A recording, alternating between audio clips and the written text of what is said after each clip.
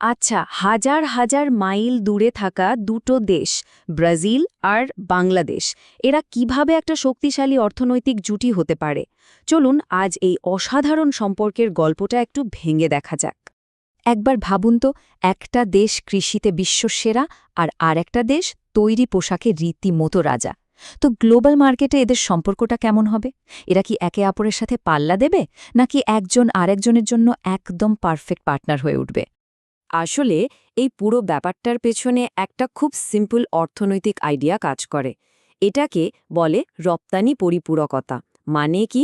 মানে হলো, যখন একটা দেশের যা দরকার আর একটা দেশ ঠিক সেটাই তৈরি করে বা যোগান দেয়।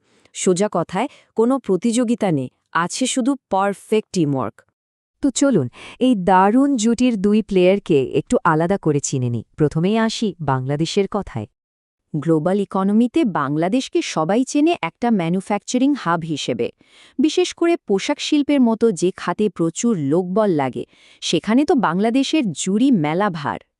শুধু কথায় না, সংখ্যায় দেখুন বাংলাদেশের রপ্তানির শক্তিটা কত বড়, প্রায় ৪৮ বিলিয়ন মার্কিন ডলার। এই বিশাল অঙ্কটাই কিন্তু বলে দেয় ওদের প্রোডাকশন ক্যাপাসিটি কতটা জবরদস্ত। আর এই যে বিশাল রপ্তানি, এর সিংহভাগ মানে ৮১%-এরও বেশি আসছে শুধু একটা জায়গা থেকে, আর সেটা হলো তৈরি পোশাক। এটাই আসলে ওদের অর্থনীতির মেইন ইঞ্জিন। ওকে, এবার চলুন টিমের অন্য প্লেয়ারের দিকে তাকাই, ব্রাজিল। আর এখানকার ছবিটা কিন্তু একদম অন্যরকম। এরা হলো কৃষি আর প্রাকৃতিক সম্পদের পাওয়ার হাউস। আর এদের এক্সপোর্টের সাইজটা দেখুন, অবিশ্বাস্য। মাত্র ৭ মাসেই ১৯৮ বিলিয়ন ডলার। এই সংখ্যাটা শুনলেই বোঝা যায় ওদের রিসোর্স ভিত্তিক অর্থনীতিটা কতটা শক্তিশালী। ব্রাজিল মূলত কি কি রপ্তানি করে? লিস্টটা দেখলেই ব্যাপারটা পরিষ্কার হয়ে যাবে। অপরিশোধিত তেল, সয়াবিন, লোহার আকরিক আর হ্যাঁ, কাঁচা তুলা, সবই কিন্তু কাঁচামাল। তো এতক্ষণ আমরা দুটো একদম আলাদা ছবি দেখলাম, তাই না? একদিকে ম্যানুফ্যাকচারিং, আরেকদিকে কাঁচামাল। কিন্তু আসল মজাটা তো এখানেই। চলুন দেখি এই দুটো দেশ কিভাবে একে অপরের জন্য পারফেক্ট হয়ে ওঠে। এই ছবিটা দেখুন, কি দারুণভাবে পুরো ব্যাপারটা বুঝিয়ে দিচ্ছে। ব্রাজিল থেকে বাংলাদেশে কি আসছে? কাঁচামাল, যেমন চিনি, কাঁচা তুলা। আর বাংলাদেশ থেকে ব্রাজিলে কি যাচ্ছে? ফিনিশড প্রোডাক্ট, যেমন ধরুন ছেলেদের স্যুট, সোয়েটার। তার মানে কি দাঁড়ালো? একদম সহজ, একজনের কাঁচামাল আরেকজনের ফ্যাক্টরিতে তৈরি হচ্ছে ফাইনাল প্রোডাক্ট। এটা কোনো রেশারেশি না, এটা হলো একটা পারফেক্ট ইকোনমিক পার্টনারশিপ। ব্যাপারটা আরও সহজে বুঝতে চলুন একটা রিয়েল লাইফ উদাহরণ দেখি। যেমন ধরুন, তুলা থেকে পোশাক তৈরির যে পুরো জার্নিটা, সেটা কিভাবে কাজ করে। এটাকে বলে একদম টেক্সটবুক এক্সাম্পল। দেখুন, স্টেপ 1, ব্রাজিল কাঁচা তুলাটা সাপ্লাই দিল। স্টেপ 2, বাংলাদেশের ফ্যাক্টরিগুলো সেই তুলা দিয়ে দারুণ সব পোশাক বানালো। আর ফাইনাল স্টেপ, বাংলাদেশ সেই তৈরি পোশাকগুলো সারা বিশ্বে রপ্তানি করল। কি অসাধারণ একটা টিমওয়ার্ক, তাই না? কিন্তু প্রশ্ন হলো, এই যে দারুণ একটা সম্পর্ক, এটাকে বাস্তবে সম্ভব করছে কারা? এর পেছনেও তো একটা শক্তি কাজ করছে, তাই না?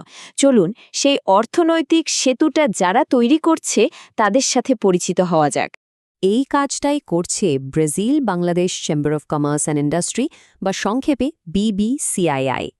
তাদের মিশনটাই হলো দুই দেশের ব্যবসায়ী মহলের মধ্যে একটা শক্ত বাঁধন তৈরি করা, যাতে বাণিজ্য আর বিনিয়োগ বাড়ে। তো BCCI ঠিক কি করে?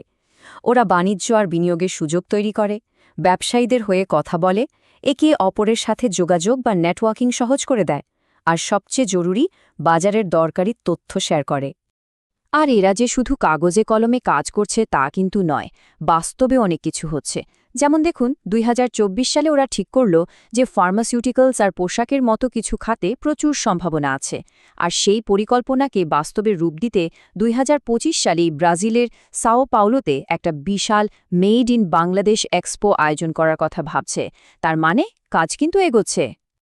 তো এই যে পার্টনারশিপ, এর গুরুত্ব কিন্তু শুধু ব্রাজিল বা বাংলাদেশের মধ্যেই সীমাবদ্ধ না, এর প্রভাবটা আরও অনেক বড়। চলুন সেই দিকটা একটু দেখি। এই টেবিলটা দেখলেই পুরো ব্যাপারটা এক নজরে পরিষ্কার হয়ে যায়। একদিকে ব্রাজিল কি দিচ্ছে? কাঁচামাল, যেমন তুলা, চিনি। আর বাংলাদেশ কি দিচ্ছে? ফিনিশড গুডস, মানে তৈরি পোশাক, জুতো। আর এর ফলাফল কি? উন্নয়নশীল দেশগুলোর নিজেদের মধ্যে সহযোগিতার একটা অসাধারণ মডেল তৈরি হচ্ছে।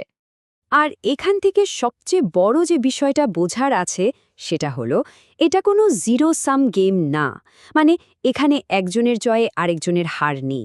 এটা এমন একটা পার্টনারশিপ যেখানে দুটো দেশই একসাথে মিলে আরও শক্তিশালী হতে পারে।